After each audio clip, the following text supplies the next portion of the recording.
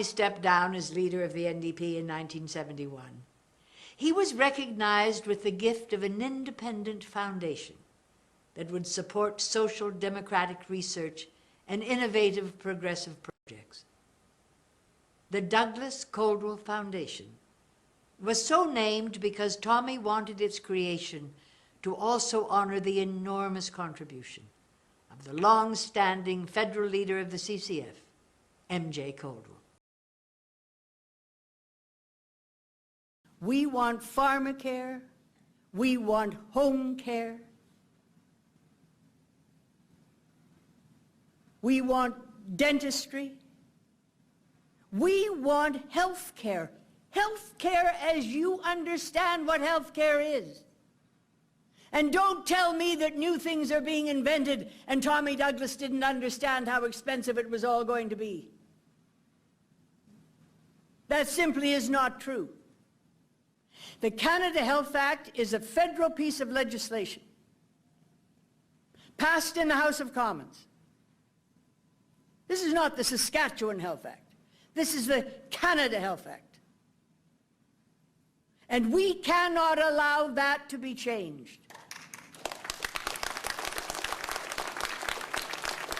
If this is allowed to be changed, we will not have a national pharmacare program, a national home care program. We will not have a national anything. Mother Jones, Joe Hill, all your own people in this country, the people that sat down in Windsor, those people suffered and fought like nobody now can imagine. I think there's nothing I admire more than courage. But I'll tell you, my God, I have never seen the courage of those people. Miners that took on the mines, with the guards standing there. You never saw a mine being taken that you didn't hear 6 had been killed. Our people were killed and ground into the ground in this country. The people that stopped the Kennedy medical bill, the insurance companies, they descended on Regina like an army of people who had come to defeat any prospect of this health system going further. They put up a fight the likes of which I have never seen before or since. When the Canada Health Act came into being, people were so excited and so thrilled with this that every party wanted to take claim for it.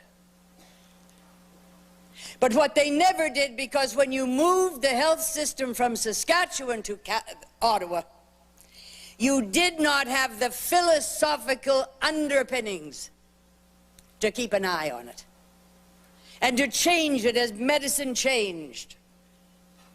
And for 20 years it was let grow, and it was let insurance companies to come in and privatization to slowly sneak its way in.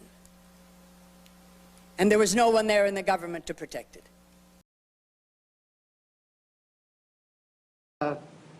First of all, I don't think you could upset his standing in Canada, no matter what I did.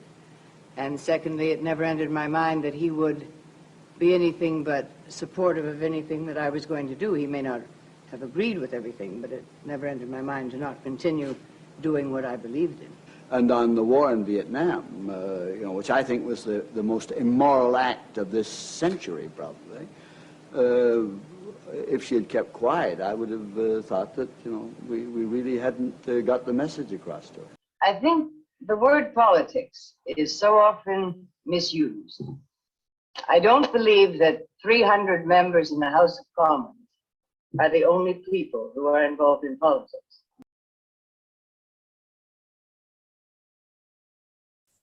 I was able to get to know Jack after he became the leader. And I was so impressed with the way he went about getting the party together, And the great thing about him was he was one of those people that you simply couldn't say it can't be done. If it could be done, if you had the will, and he had the will. And he had so many characteristics that are important and matter to people. He had a tremendous honesty. He had a tremendous sense of what people needed and how to get it for them. And he knew that a great way to defend democracy is to make it work. And he cared.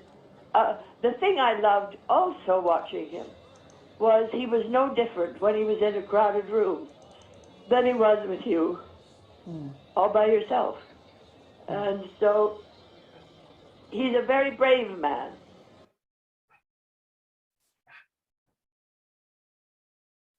I'm going to ask people to come into a hospital and have a double mastectomy and leave in 2 days. You better tell me that my health card will cover me when I go to home care, or I'm not leaving the hospital.